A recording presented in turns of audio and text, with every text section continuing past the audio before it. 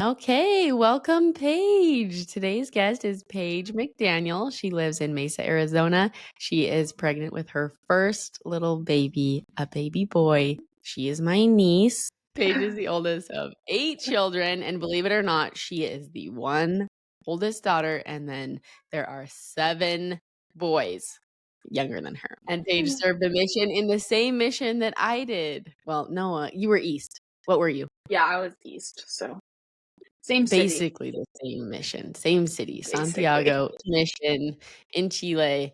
And so that's exciting. This podcast is brought to you by Oliveda. Did you know that 75% of your skincare is probably filled with water? And when we add water to a product, we also have to add preservatives. And these preservatives can be irritating and damaging to our skin.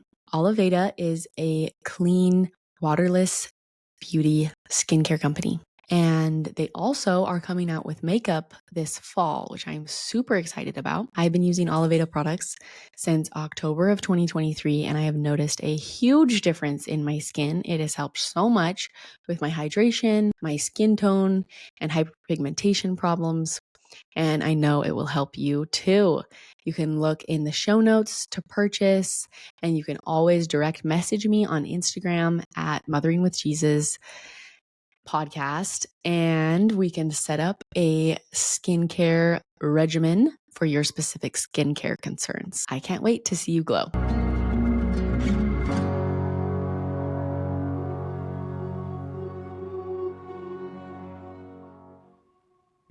Welcome, Paige. Thank you. So how far along are you in your pregnancy? Tell the people. We are 36 weeks today. Yes, so... it's Friday. It is Friday, yes. So that's always exciting, every Friday. Yes. So yeah, we're just down to a month or so. That is so crazy. And you've been quite sick. You were throwing up a lot. Are you still throwing up? I believe you are. Yes, more or less. I didn't expect to feel sick for this long. Like, obviously it's gotten better. We've gotten into the second and third trimester, but it's just like I just still feel sick. And if I don't eat right, or if I just eat something weird, it's just always sick. I was telling my husband the other day, I was like, this weird thing of just like always being able to throw up at any second. Like, that's just what it feels like. Like, I could just throw up, and it's not very fun. That's such a hard feel. That, like, just the feeling of nausea is really terrible. And to have it go on and on, I'm so sorry. I know that has been so hard. And for any moms out there that struggle with being sick during pregnancy, it is very real and very hard and lasts for such a long time that it can be really discouraging. So tell us a little bit about, like, I don't know, anything that's helped you. Spiritual, not spiritual. I think mostly just remembering to find like something happy about looking forward to the baby every day. And actually, even in the past, like just the past week or so, I've reminded myself to smile every time he moves, because then I find myself smiling so many more times during the day. And it just brings just like that little bit of joy of like, it's okay, it's all worth it. Like, there's a little one in there and he's very much alive and he's very active. So then I'm smiling all day, and then it helps. It's hard to feel sad when you're smiling at that. So it's a little silly, and simple. No, I love that. It's worse. That's a perfect example of just like a really small change that we can make that can make a huge difference in how we're feeling overall throughout the days. I absolutely love that, because baby boy is moving a ton. And so what an easy way to like bring yourself back to the present, and instead of like spiraling down into this like negativity, just recognizing, hey, this is what I'm doing this for, and it's 100% going to be worth it, even though it is hard. Yeah. So I love that. Brilliant. Probably was not my idea, I can tell you that. That's awesome. Okay, I think that brings us nicely into Revelation, and you just saying maybe that wasn't your idea. Well, maybe it came from God. So talk to us a little bit about what revelation looks like for you, or inspiration. I just feel like we are living in more light and revelation than most of us recognize, or, like we're missing it. Totally. The Lord is just so willing to give us. So tell me about that. I would say for me, it feels like a million little things every day. It's like God wants to be a part of all the little things. And I know we read that in scripture, hear that in conference talk, and think like, yeah, he wants to be a part of like helping me decide what school I go to, or like, big things, but like he really cares about all the little things. And I don't know, maybe it's silly, but often like when I'm at a store or when I'm like getting ready to like cook something or whatever, I'll be like, do we need this? And what, like, it's always a constant, like, I feel like I'm living in a constant prayer, which is ironic because every time I feel like anytime I feel pray to like know what I need to do better, the thought is always pray. And I'm like, but I try to pray like a lot, and it's never like formal prayers, but I feel like in my mind, I'm often just like, Father, what do I do now? Or Father, what is this next step? Or do I need to buy, whatever it is that I'm at the store looking at? Like, will this really benefit us? Or is this just, me wanting to buy something? that. I think it also can feel like little nudges for me throughout the day of just like little things, do this, come back a little bit, just little course corrections. And that brings a lot of peace to me because it shows that he wants to be a part of it, and then I'm living in a way he can be a part of all the little things. Yes, that was so beautifully said. And I love just living in a prayer like that. And it makes me think of the scripture that just says, pray over everything, pray over your fields and your flocks. And, as mothers, obviously, we're not out with the sheep, but what you're doing, like being at the store and being like, okay, like trying to be a wise steward over your money and just like over the things that you allow into your home. Like, is this going to benefit us? Do we actually need this? I have found myself definitely saying those same prayers, or like putting something in the oven and just being like, please bless this will work out. Like, I have to work out. Or like stains in my laundry. Like, I'll just be like, oh, hey, please help this stain to come out. Just all those little things that, just like you said, we can live it, that he really does care and he wants to be involved in all those little things. And not that every single time he's going to answer. Obviously, I've prayed over food that was still crappy, and I've prayed that a sleeping baby would keep sleeping and they've woken up. But I do think that just involving him brings us peace, and just shows to him that like we do want him involved in our life, even though he can't answer every single prayer with a yes, Yeah. When he does answer it with a no, like when that sleeping baby does wake up or the food is still nasty or weird, like that still can bring peace because it still shows that, okay, this is what's supposed to happen. Like, let's just roll with it instead of being like, I should have prayed about that and then I could have fixed it. But like, that's not necessarily how it is. Prayer doesn't just fix things. It just lets him be a part of what's going on. Yes. And I think it helps just having our hearts in that mindset that when the baby does wake up, we're not as angry about it because we've been choosing to partner with God. And like you said, just recognize like, okay, well, it wasn't meant to be this time, and I'm going to be okay. And then I can change my prayer to help me to be okay and help me to help this angry baby. I love that. Okay, so back to your little baby. Tell us about, let's go back before you had your baby. I know that you and your husband, Brady, had a little bit of a process trying to decide when to start your family. That's a big decision. So tell us how that all came to be and the little backstory to that. Okay. Well, coming from a big family and with lots of little siblings and little cousins, like I was ready to have a baby pretty much as soon as we got married. I was like, let's go. Like, I was ready. And I've also like always wanted to be a mom. Like, that's like my goal in life, is to be a mom and to be with babies and to take care of my babies.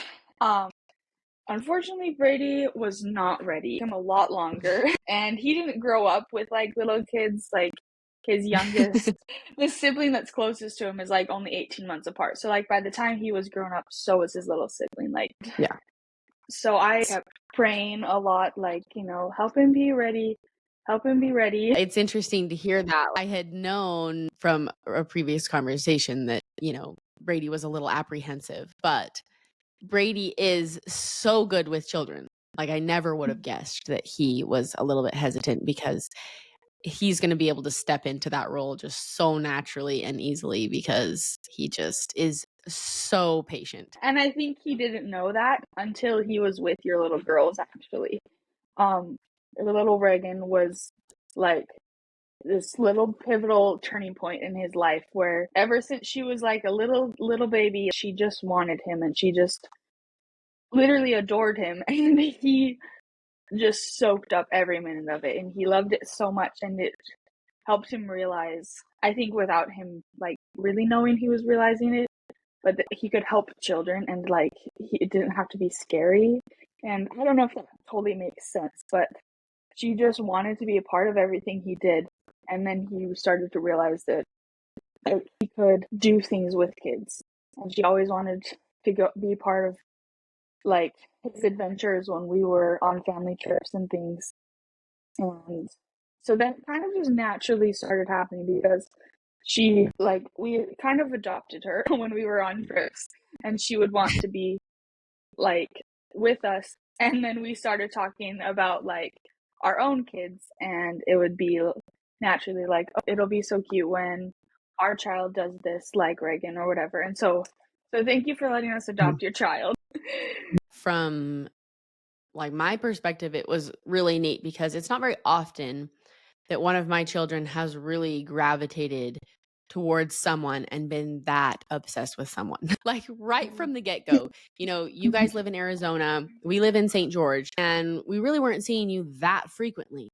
But ever since she was itty bitty, like she just gravitated to Brady, and just like you said, wanted everything to do with him. No matter what he was doing, she was going to follow around. And even as like a tiny baby, she wanted to be held by him. And then as she got a little bit older and was a toddler, like she just was talking to him and just wanted all of his attention. You know, literally whenever we were together, she was sitting on Brady's lap. And it was just such a surprising thing, because she wasn't like that with everybody. It really felt like it was divinely orchestrated. Like their little spirits were buddies in heaven. Yeah, it was just such a, like, it literally was divinely orchestrated that they were together at the same time, and that they had such a, and still do have such a strong connection. He's so funny, because he'll often be like, do you think she's gonna like forget? Like, and I'm like, no, I don't think she's going to forget. Like, she's like, what if she like likes someone else more? I'm like, I think she loves you. Like, she wants to be, to quote her own words, she wants to be your little sweetie. That's what she's asked you several times. It's so funny. Like anytime you on Marco, or I'm saying that I'm talking to you, she's like, well, where's Brady? You know, like she's like, Paige is great, but like, I really just need Brady. I've tried to So cute. explain it to him, but he thinks it's, I'm like, no, it's literally not me. It's literally just you. Just so cute. And it's so neat, because it has given him just like a tiny glimpse into like how children love unconditionally, and what it really will be like to have his own child, because that little baby boy is going to be so obsessed with his dad. You know, our children just look at us and love us in just this whole new way that you can't even understand until you have your own baby. Yeah, I'm so excited to watch that happen. So then, because she kind of helped, we were able to start naturally talking about, like, you know, when our kids this, when our kids do this, and when they do that. And so then we got pregnant, and then we actually, our first one was actually miscarriage, which was hard, but I also wouldn't trade that day that we learned that we had lost that baby for literally anything. It was such a sacred day. We came back from, I mean, it was a little rough at the doctor's office, but then once we got home, and we just like canceled the entire rest of the day and just I think we just sat on the couch next to each other and just held each other and cried on and off, and it was really, it was sad, but it was also, there was so much peace. And it wasn't until that day that I really realized how much Brady was ready for this baby and how excited he was.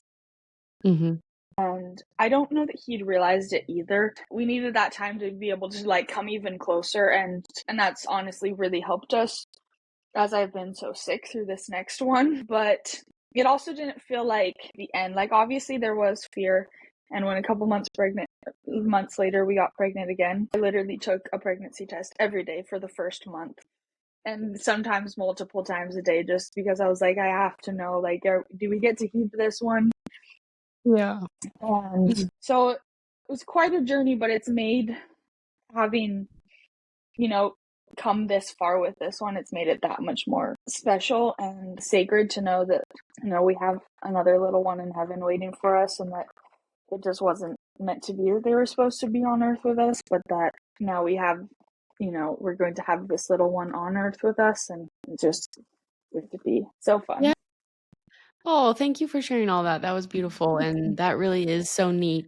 And just a testament of how God really can turn our pains into blessings for us, and it doesn't take away the pain and, make everything okay. But that I love that you mentioned how much peace you two felt that day and how it helped open your eyes to how much you wanted that baby. And that really helps a lot when you are going through everyday sickness. And it's hard on your partner when you're not feeling well and you're not able to keep up to the normal things that you keep up with.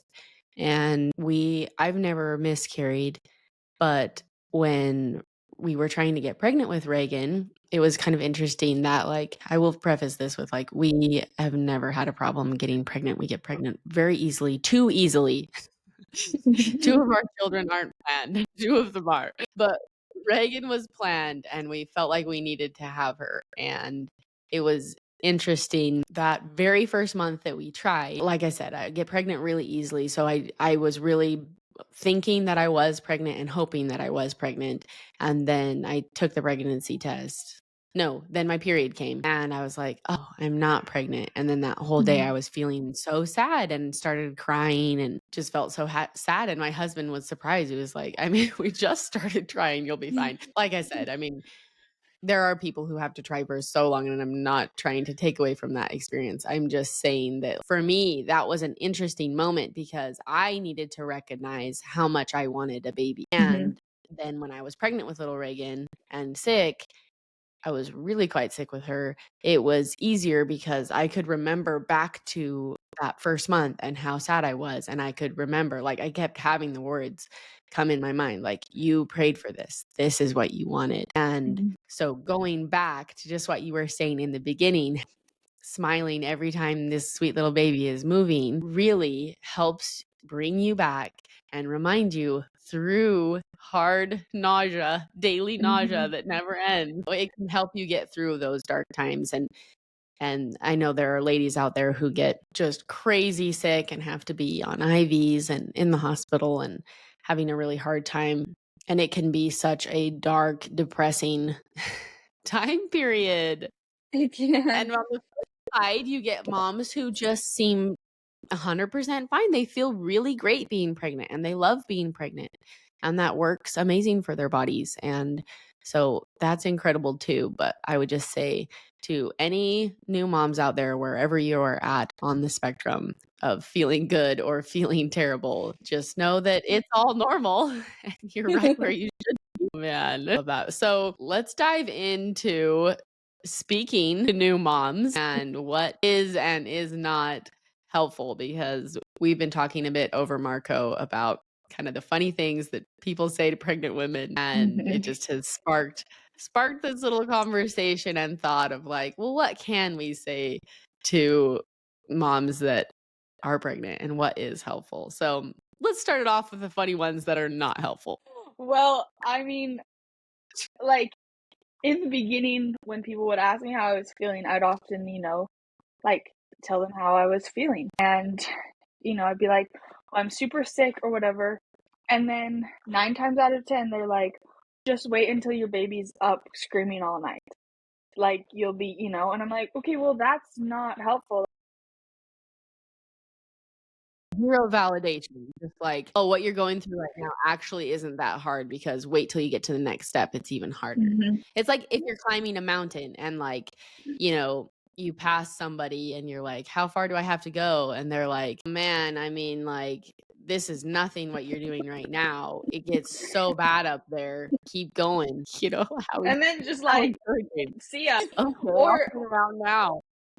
exactly. And I've often felt like it's like, you know, it just doesn't make sense how we talk to pregnant ladies, because it's like if someone were to come up to you and be like, I just broke my finger, like this hurts really bad and it's really hard to like do all these things with a broken finger. Like we're not gonna say like, oh, just wait till you break your arm. Then it gets really bad. Like, see, that doesn't make any sense. That's not what we say to people. But for some reason, that's what we feel fine saying to pregnant ladies or to young moms. Just like, oh Yes. yeah, well, just wait. And you're like, well, that's not helpful. I still have a broken finger and I may never break my arm. So that's not Yeah. helpful. Exactly. I might have a perfect baby who sleeps through the night. Okay. It happens. They're out there. It does are out there, but Once in a yeah, blue moon. Oh she's a man, 'cause she is an angel. Yeah, I agree. I was telling you and Marco that every time I'm out and about, I've got, you know, my 4 little monkeys, and everybody always says, "Well, you've got your hands full." And like I don't find it offensive at all, but like I sure do.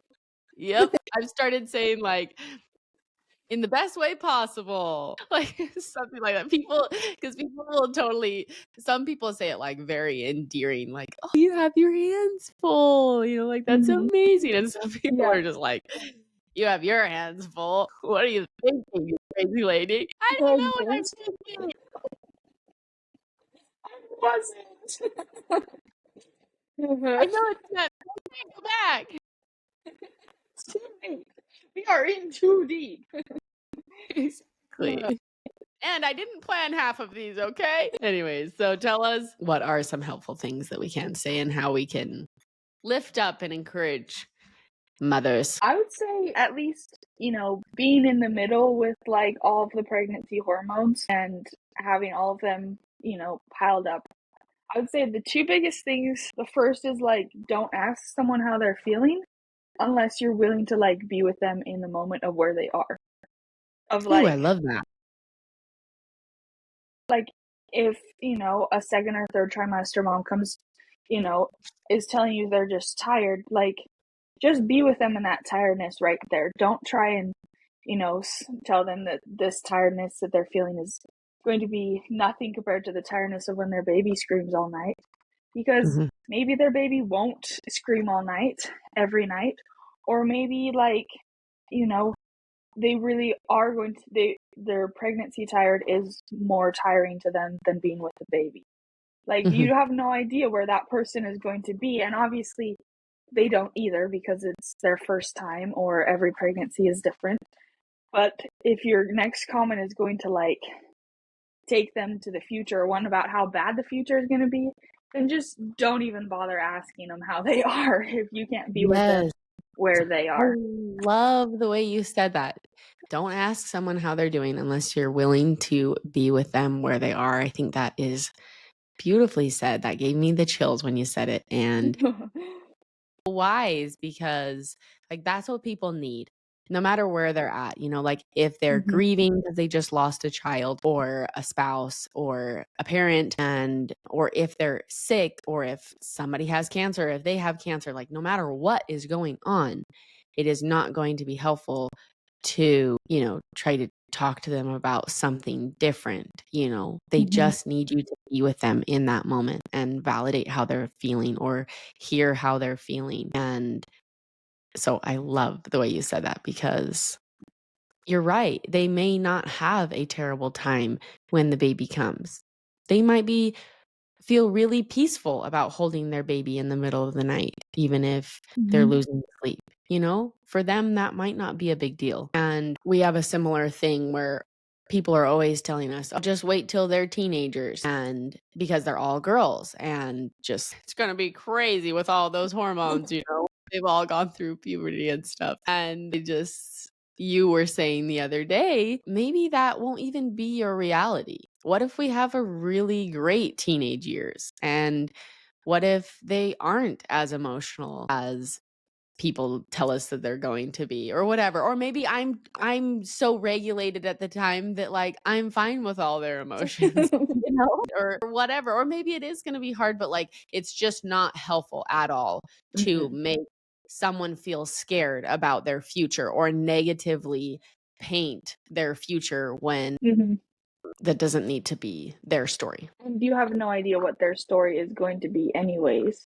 So why would you try and tell them something terrible? Like, if we really talk about going about doing good, and then we turn around and we're like, oh yeah, you're gonna hate this or you're gonna hate that, or just wait until this, then like we're not going about doing good. We're going about, bringing people down if we're gonna look at it as it really is. And Yes, exactly. And I keep going back to our Marco conversation, but I feel like there were a lot of good things said there.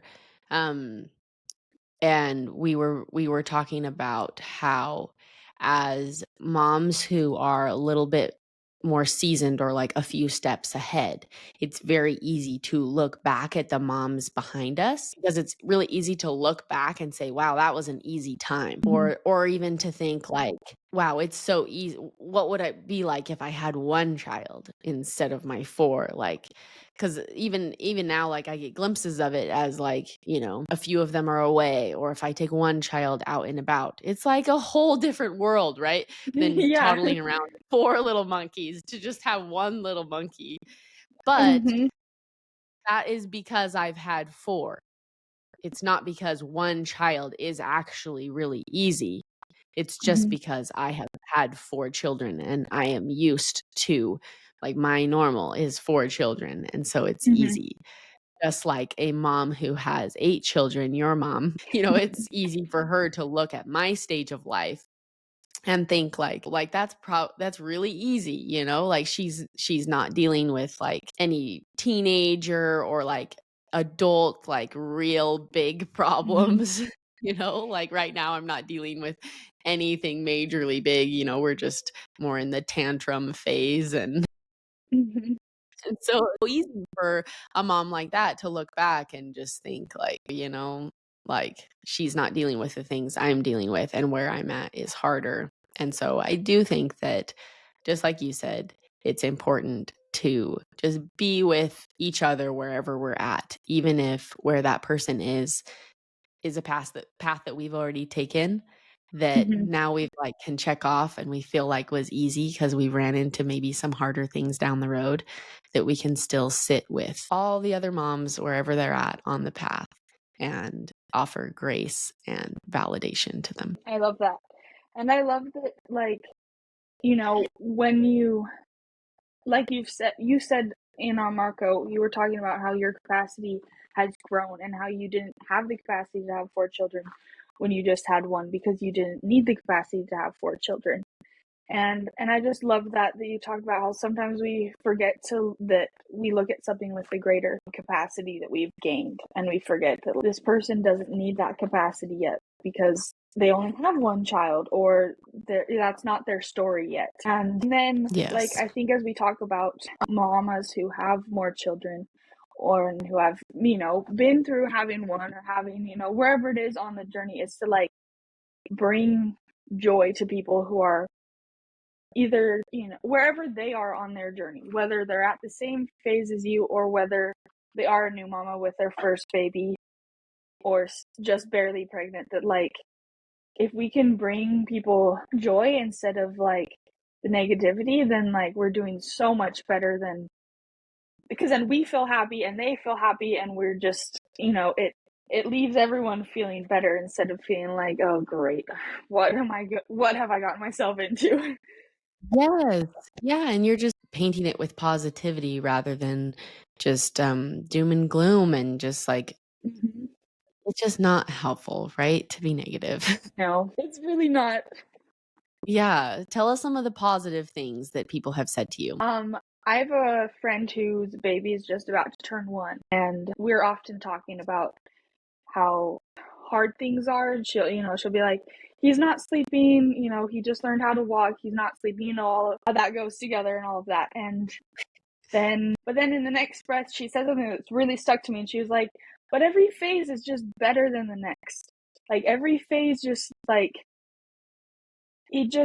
there's just so much more joy that they're in the next phase, because you're watching this little person discover who they are as a little person, and you're watching them learn all these basic skills, but there's just so much more joy. Even though we might not be sleeping as much, it's so much fun to, like, now watch him be able to go where he wants to go and express more of himself in what he's doing. So that's been super helpful, and I've really loved that. Yes, that's so wise. I think that was such a sweet thing to say, because it can be really easy when we get with our mom friends to just talk about the negativity or commiserate together, which I think there's definitely a place for, like, sharing our hardships, bouncing ideas back and forth. But when it comes down to it, like, even though this is so hard, that this is what we wanted.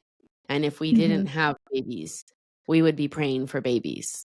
It's one of those things where they're contradicting things, like we can feel so grateful and so thankful to have our babies, but also we can acknowledge that it is hard. It's hard to be a mom, and that is why we all need Jesus to give Totally. us the strength and power to do it, because it is hard. But I think that is such a sweet sentiment that she said, to recognize that every stage just keeps getting sweeter, because it really does. Like, there is nothing compared to just, like, this pride you feel over your tiny human learning something new. And it's the same for, like, my new baby as it is for my 8-year-old. It's the same for each one. Like, even though I've had 4 babies that have learned how to walk, it is just as exciting every single time. Like, it is so fun to watch them learn something new and become masters of it. So I love that. So cute. Was there any other examples of something nice that somebody has said? I think maybe not like any big ones, but just like, the times that people say something like, just, like, I hate the phrase just wait until, but there have been a couple Yeah. times, just because it's usually followed with something negative. But Mhm.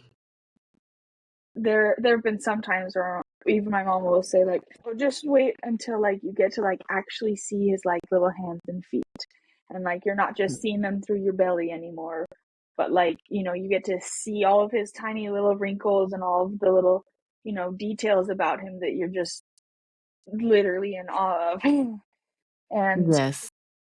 and so that's always helped, just, like, looking forward to, like, some of the little happy moments, instead of, having to worry about, like, well, what am I going to do when this is, like, just, your baby just needs you. So, like, if you can just, be with them there, then that's going to be what they need. They don't need all these Yeah. fancy things. Yes. I love that. And I would say a few times people have, instead of saying that I have my handfuls, that I have my hands full, they will say, "You're doing such a great job, mom." And, like, just a complete stranger, just they have no idea if I'm actually doing a great job. But it's such a nice thing to say. And honestly, it feels like a little God wink, because he knows how I'm doing. And when I ask him how I'm doing, like, I get reassurance that I'm obviously not perfect, but that I am doing the best I can, and that I'm where he wants me to be. And so it's so nice when you have, like, an outside person also validating that. And even greater when it's someone that we know. And I just hope that as moms, no matter where we're at on our motherhood, if we're ahead or behind someone, that we are taking the time to be intentionally kind and thoughtful and positive in this beautifully hard thing that we're doing. And to just give grace like we want to receive grace, to say those things and to share those, little reels with others, that, like, we want to receive. In order to receive it, we have to give what we want to receive to others. Yes. Yes. And I love that you brought that up, giving each other grace, because we are all doing the same thing, being moms, it also can be easy to let Satan in, and you get thoughts of jealousy or comparison or superiority, thinking that you're doing it more right than somebody else. And it can be very easy to get into that headspace as well. So I love that you brought up bringing grace to each other, because none of us are doing it perfectly and nobody knows exactly how to do it. Okay, so tell us what your relationship with God looks like right now at this time where you're feeling sick. How are you making time for Him? What do your studies look like? So right now my studies look like, well, an ideal day would, I try to keep like the morning time before breakfast away from other distractions.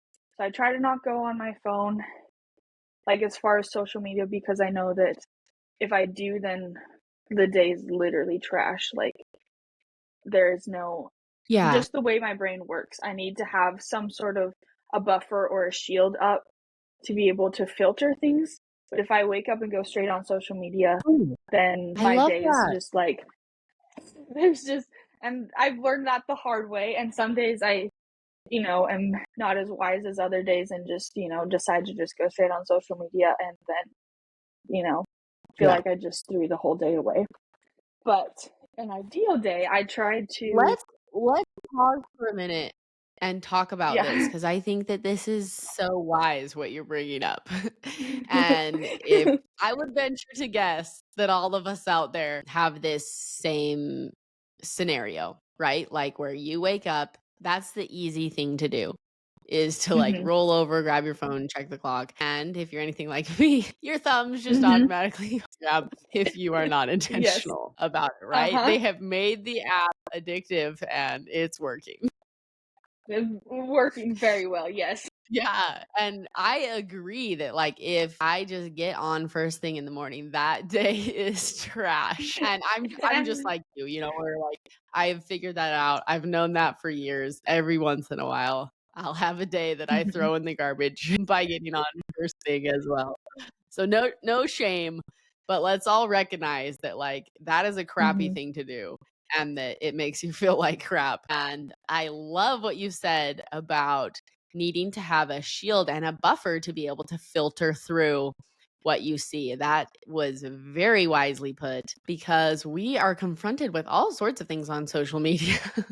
Mhm. Like I'm very particular about who I follow, and I unfollow people, when I feel like I don't need them anymore. And Mhm. so even still, you just run into all sorts of things. So I love what you're saying about putting up a shield. So tell me about your shield and your buffer. So I have a little cart that I wheel over to the breakfast table that has my scriptures, and then I have several different books that are kind of always on repeat. Some of them are new to the cycle because they're about mothering, and Mhm. some have been in the cycle for a long time because there's this one I read about relationships and setting up boundaries and how to do different relationships.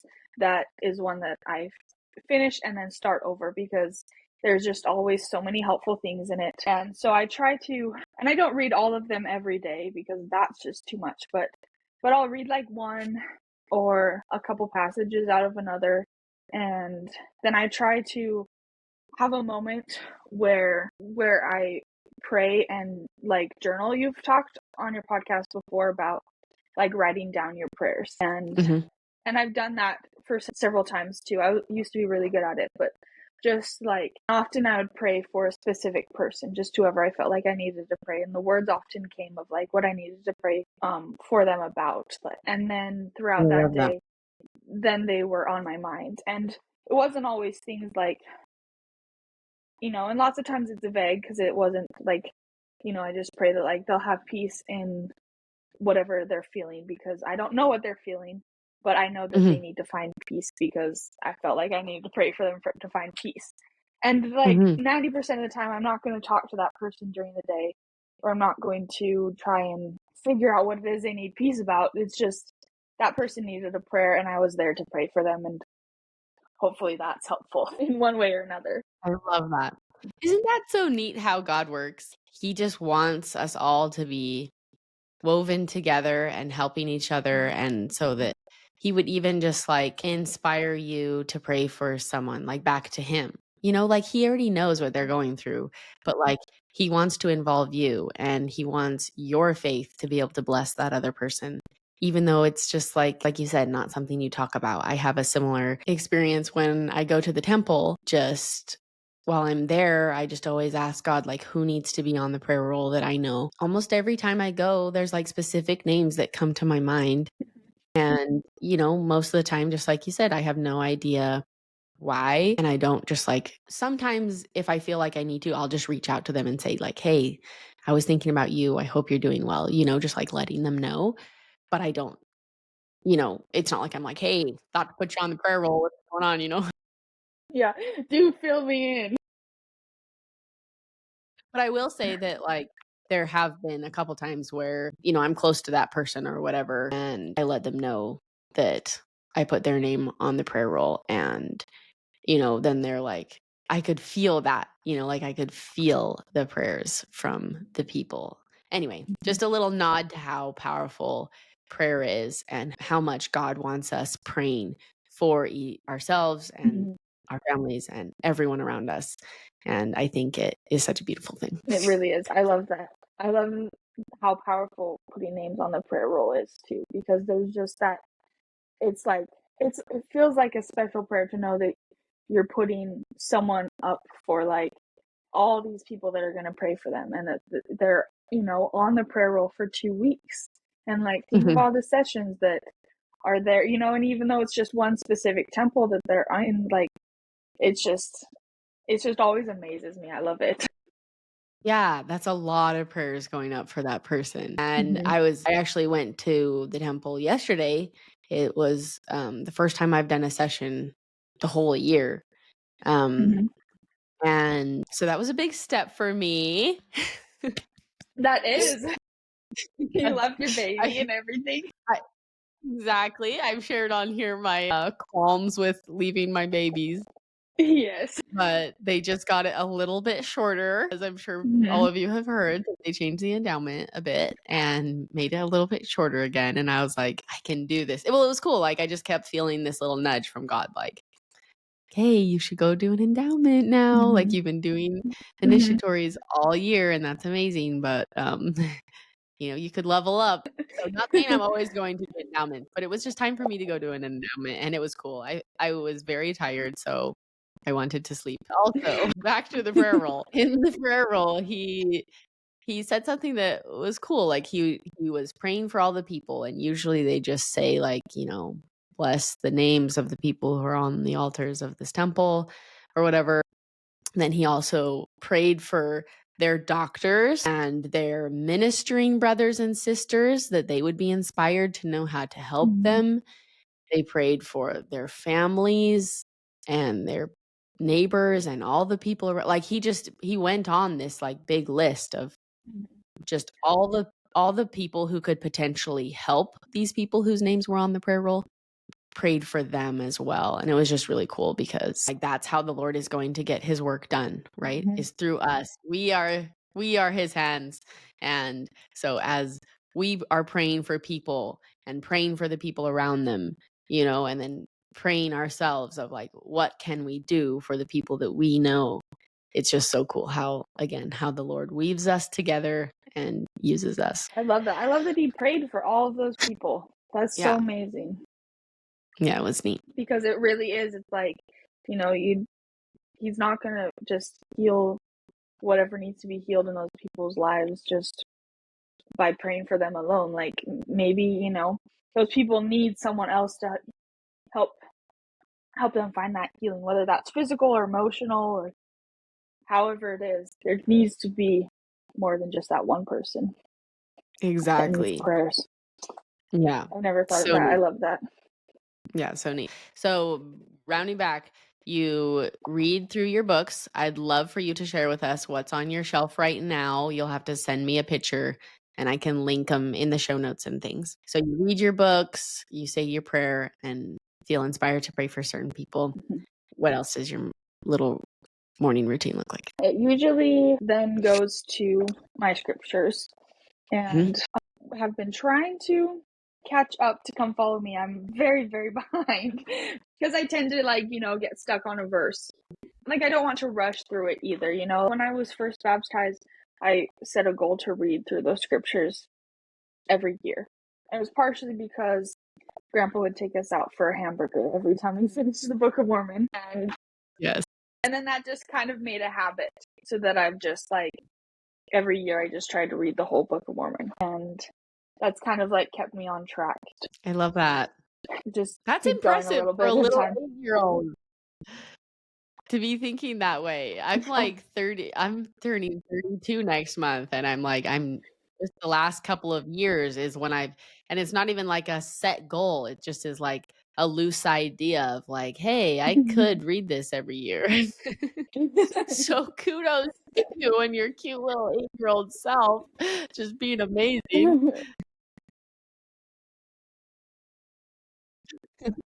Yeah, and then something recently that I've started, I have little index cards and I try to write down just the one thing I learned that day, because I've also learned about my brain that if I don't write something down, then it didn't happen in my brain. If something's not on paper, basically my brain just doesn't remember it. And that goes for pretty much everything in life. If it's not on paper, and it's not even pregnancy brain, it's just I need to have it on paper. So I try to just write down, something about something that I've read, whatever it feels like I was supposed to learn I that love day. that. Okay, And I'm then going to start implementing that.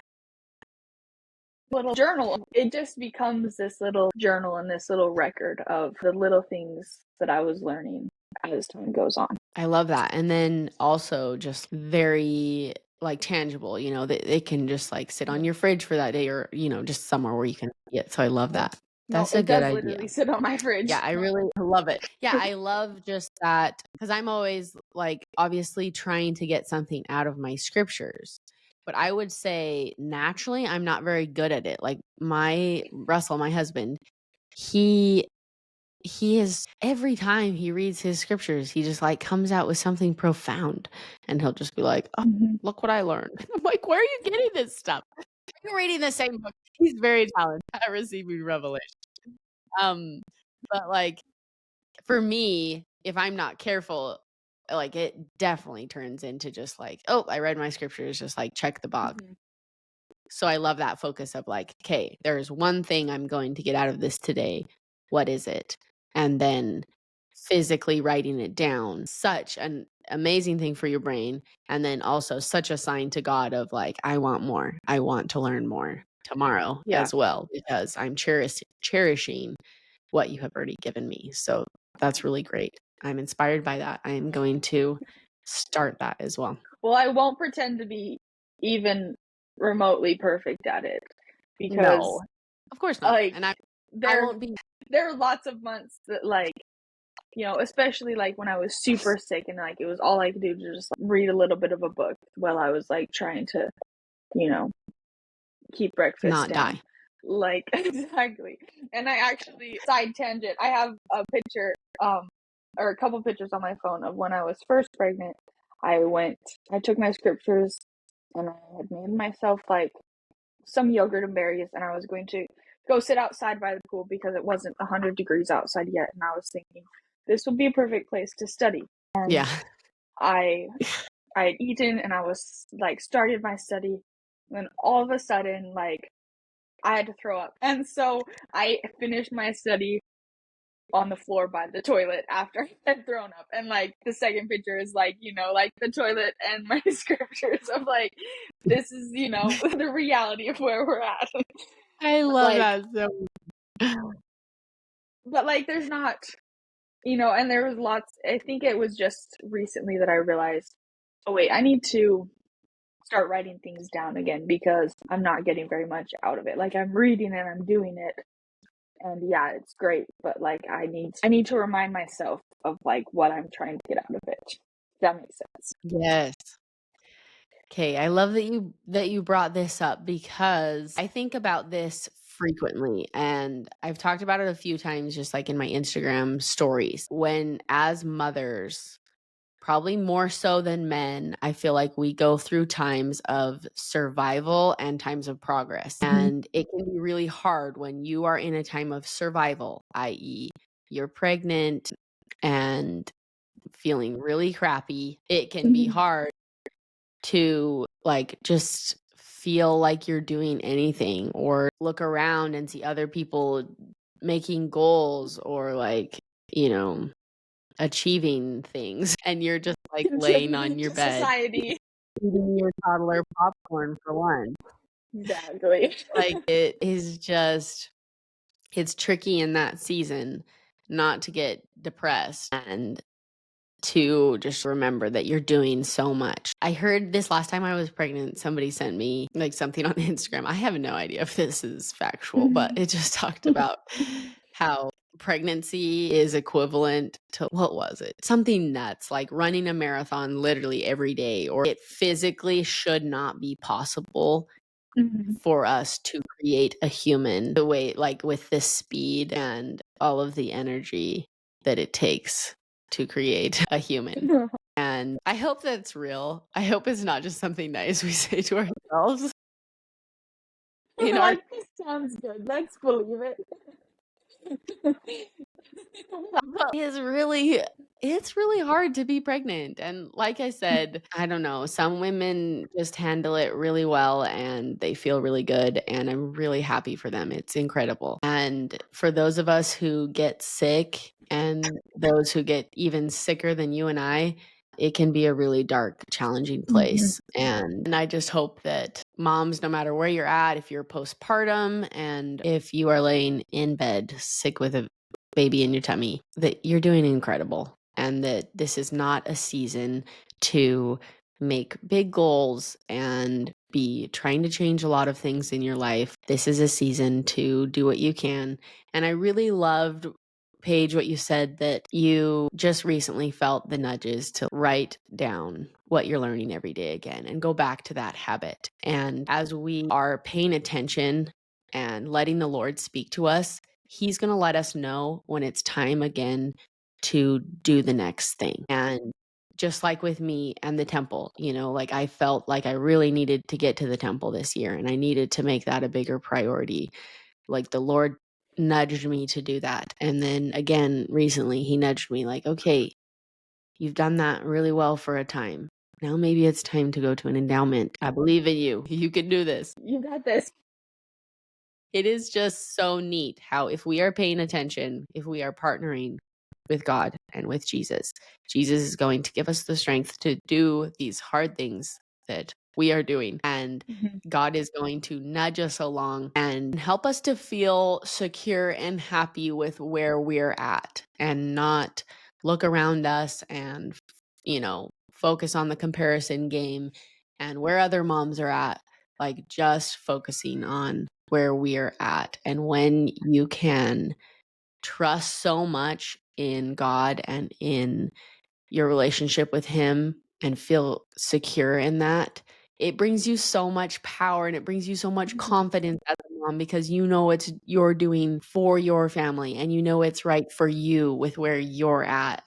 I don't know. I just want to shout it from the rooftops to all moms. Partner with God. He loves you so much and He loves your children so much and He wants to give you all the revelation and all the inspiration that you need. And when you do that, it's just magic because you feel confident and you feel peaceful and you feel happy because God is leading you along and you're not getting lost in the lies of Satan, of comparison and wondering if you're doing it enough and wondering if you're doing the right way. You will know because God is going to tell you. No, I love that. And I totally agree. Like, that's where the peace is when you're with God. And then you can feel peace. Like, okay, literally all I had energy to do today was just lay on the couch. And, like, that's all I did. But now, of course, unless you're, like, ignoring all these nudges to, like, okay, maybe you should eat something better than Cheetos. But if in the place where you feel like he's telling you, it's okay, just rest today. Or like you with your little ones, it's okay, don't do school today. Like, let's just go outside. And then that's where the peace is, I feel like. That's where, you know, like you said, where the confidence is too, because you don't have to feel like this friend, she's doing school, or this friend is working while she's pregnant. And like, and shout out to anyone who can work while they're pregnant. And because I do not know, I would not have been able to do that. I would have made it to like, you know, when we found out and been like, yeah, okay, I'm out. I didn't have the capacity for that. I didn't need the capacity for that. Yes. And I feel peace with what I've done while I've been pregnant, because I have been, you know, trying to partnership with God and make this baby together. Yes. Oh, that's so beautiful. And he's proud of you. You've done such a good job. You're doing it and you're nearing the end. Tell us how you're feeling coming up to the end. Like, I know, let me know maybe if you can relate to this. I know as I got closer the first time around, and honestly, every time since, it's like, okay, we're getting to the point that like we're so uncomfortable that even though I'm scared to have this baby, I have to have this baby. You know, like it's like, you know, second trimester, first trimester, it's like, oh, that sounds so scary to like actually physically birth this baby. Like, I'm scared of that. And so I'm good. Like, I'll just stay pregnant. But then once I got to the end, it was like, okay, this is so uncomfortable. I will walk through fire. Definitely feeling that. I think I feel excited to have him finally be here and have him be his own person, and really Yes. just to be two people. And so really that's just I like love that.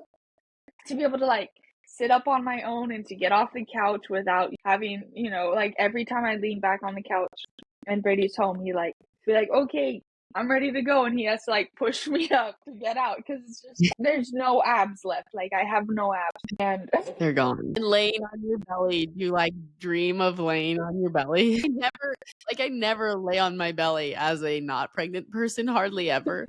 But like every time I'm pregnant, I'm like, oh man, I wish I could lay on my belly. So even now I find myself sometimes just like, I gotta lay on my belly just because I can. definitely thought about that, and especially like it's always in the middle of the night In when the I'm night. like, I wish I could lay on my belly. And just like, I wish I could just. And then I'll wake up or my husband will wake up and I'll tell him that at some point. He's like, you are not allowed to do that. I'm like, well, I'm not going to, but I just want to. I want to. I love it. But yeah, I'm excited to just have him here and to like be able to look at him and know he's okay, instead of having to like wait for him to move or wait till we go to the doctor's office. And like, I do feel a little bit nervous about the whole like giving birth part, but at the same point, like, also not tons, because like, you know, how bad can it be? This has been so bad already. I have not enjoyed being pregnant, and maybe I hope in another pregnancy I will enjoy it more. But it's just been so hard for me to not be able to eat what I want to eat, and because I just like, I love to cook, and to not be able to cook and to not be able to, you know, do what I want to do when it comes to like, you know, trying new recipes and all of that.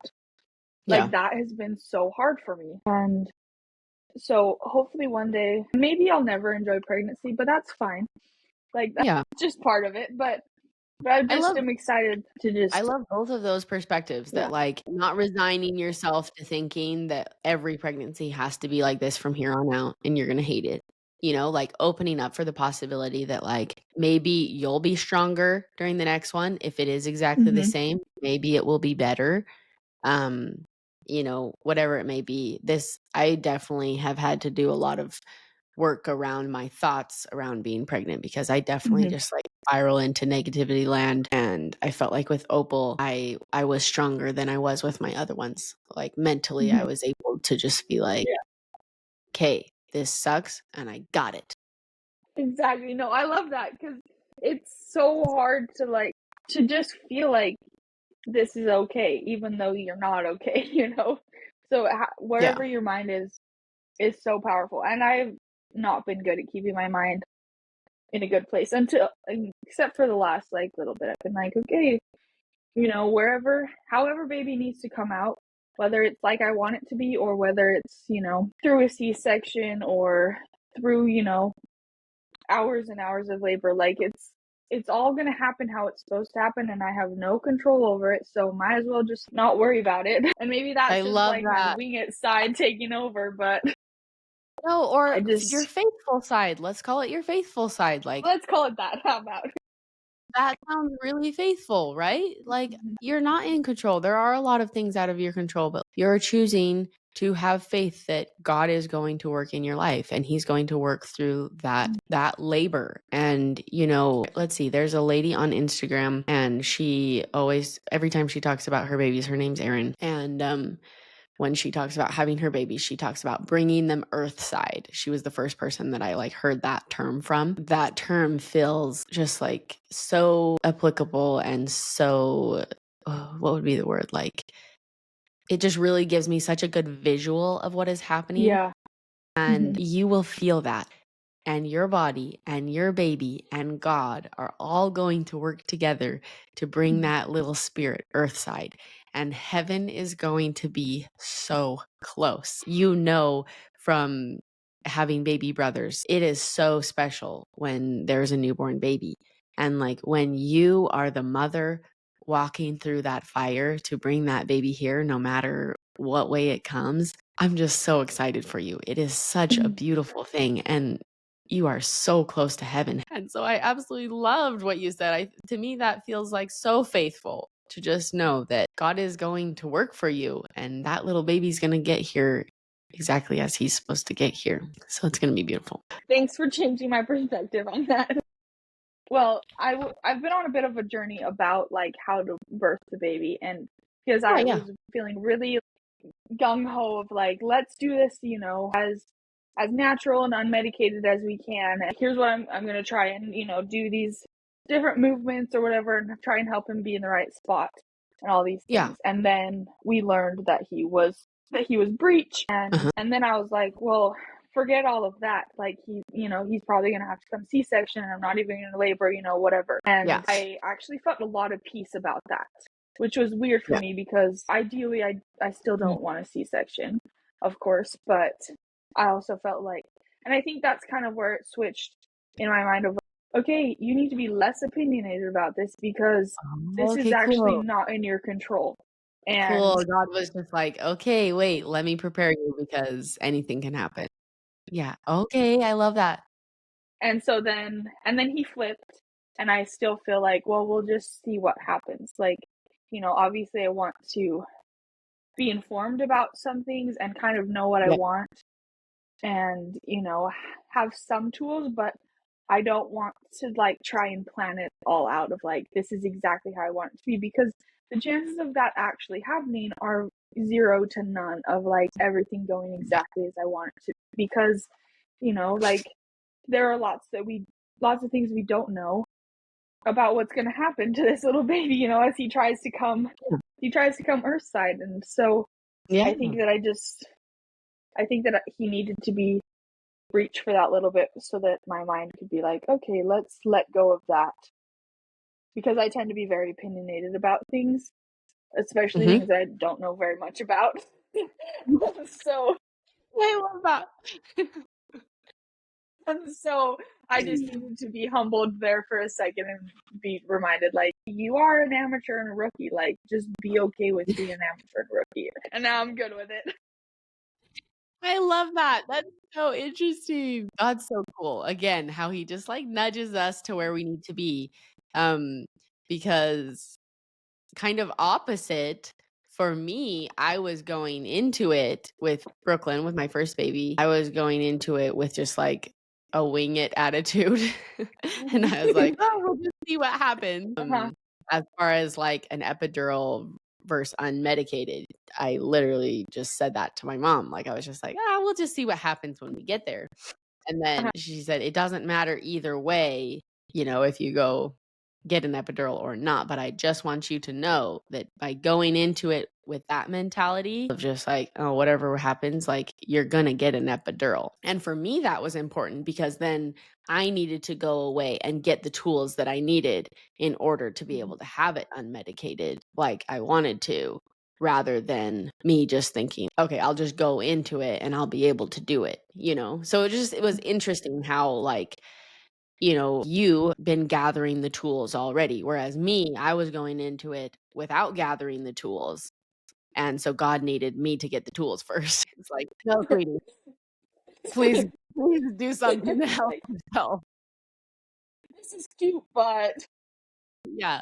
And, you know, it's so interesting. I mean, we could sit here and speculate, you know, about what's going to happen in your labor. It could totally go multiple ways. It could go that like the Lord needs you to know that like you are going to get a C-section and that it's going to be fine and peaceful, or it totally could just be that you are going to have an unmedicated birth and he just needed you to recognize that like in the midst of that, there might be some things that you can or cannot control, and that, you know, you just need to let up a little bit on your control and go in with your tools and your knowledge and do the best you can with the situation that's presented you. Who knows? But it just is so neat how, again, he just is so willing to nudge us along and get us where we need to be in order to have happy lives. it's so interesting that you know, like yours with Brooklyn and mine with this little guy was so totally different, but like we were saying the same things but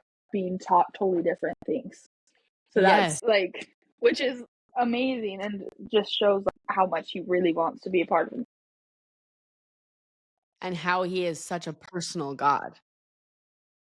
You know, like, he knows where your heart is and knows you perfectly to know, like, you saying that and what it means and what your future would look like with you having those thoughts and me having my thoughts and, like, knowing how that birth would have gone if I wasn't prepared with any tools, you know? Like, I would have gotten an epidural super quickly, which there's nothing wrong with that, but also God knew that me having an unmedicated birth was going to be a really beautiful, beneficial thing for me. Because for me, having a birth unmedicated gave me so much empowerment.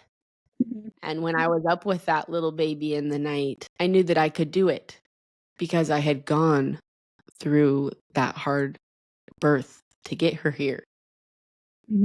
And I think that whether you have a unmedicated birth or not, there are many ways that you can learn that same experience and have that same empowerment. But for me, like I needed that because I'm kind of a sissy, quite frankly, you know, and like I never thought you were a sissy.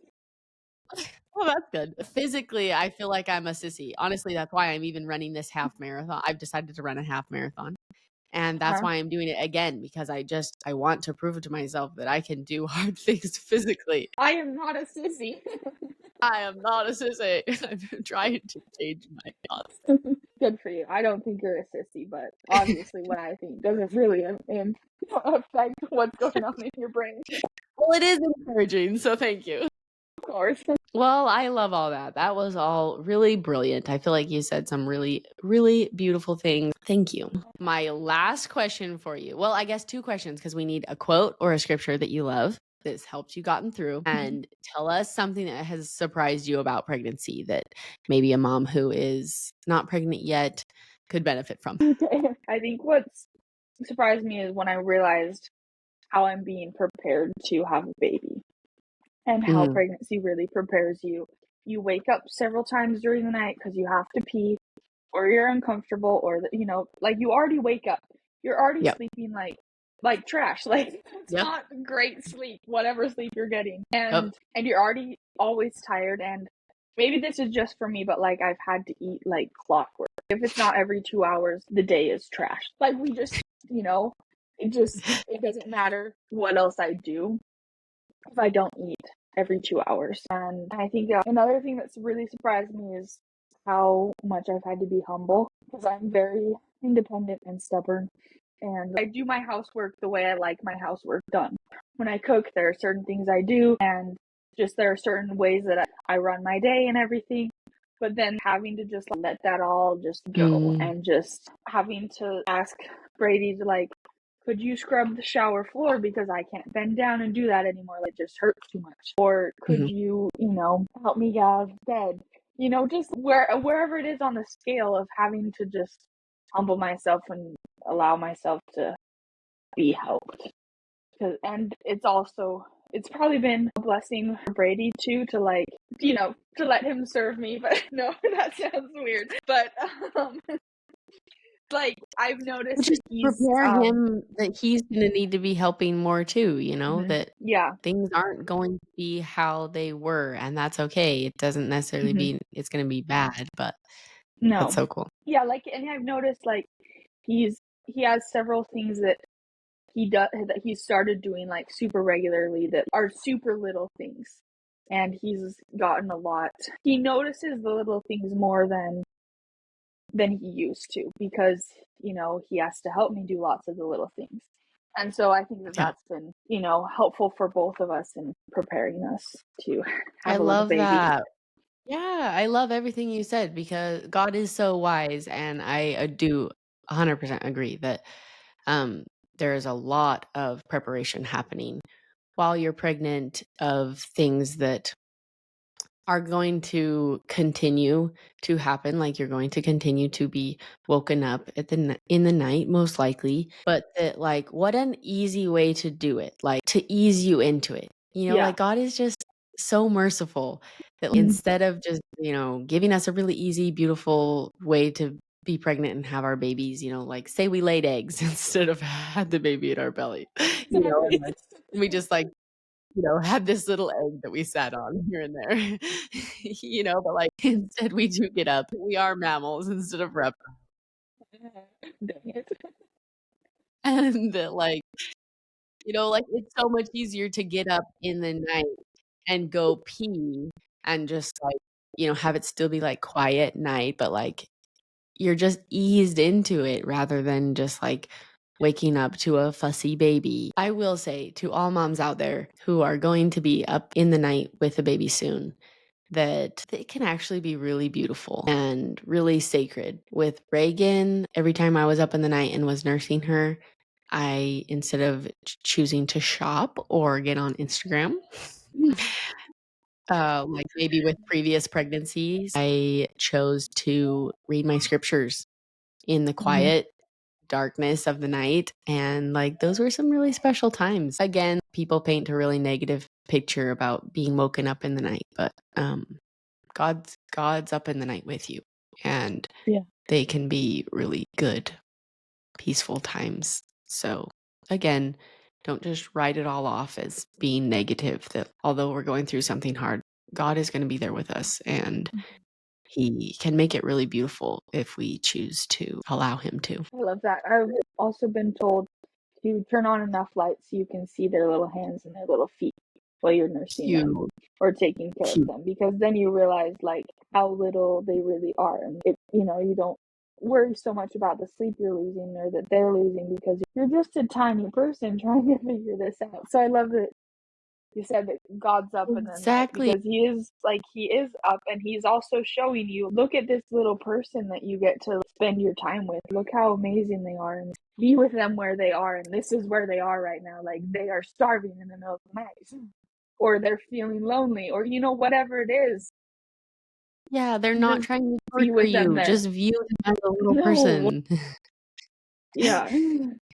They're trying to figure out how to live, and you've been on this earth, and you've been, you've figured out for the most part how to live, then now is your time to help them figure it out too. I read not too long ago, I wish I could remember, there's a certain month where they actually recognize that you're different people. I think it's around month 3. That was so fascinating to me. I didn't realize that they literally think you're the same person. How cute is that? And I'm all so cute. And of course they need you. And of course they're sad when you're gone. They're like, my other half, what happened to me? Wait, we were one person. Exactly. And I've also heard that lots of reason why lots of babies' first word is dada is because they're the first person that they realize is a separate person. They think that them and mom are the same person, so they're like, here's this other person, dada. And I thought that was super Yes, cute. adorable, whatever it is. Why don't you leave us with your favorite quote or scripture? Okay. My favorite quote, I tried to find the whole thing and who said it, but it wasn't really working. But my mom sent it to me and it says, "We fancy that God can only manage his world with battalions, when all the while he is doing it by beautiful babies. When a wrong needs righting, or a truth needs preaching, or a continent needs opening, God sends a baby into the world, perhaps into a simple home and of some obscure mother. And then God puts the idea into the mother's heart, and she puts it in the baby's mind, and then God waits. The greatest forces in the world are not the earthquakes and the thunderbolts.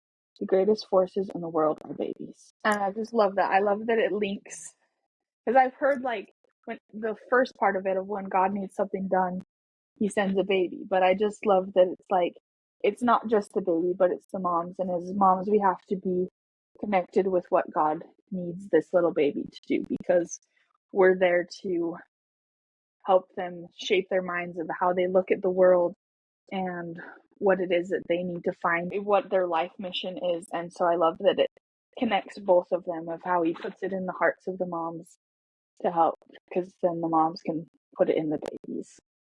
And so I loved that. Man, I am just like, that was so powerful. What a beautiful reminder of what we are doing here, ladies. We are creating with God. We are creating this human, and they are going to go out and do amazing things. And it's going to be because we teach them who they are and whose they are. And so I love that. Thank you so much.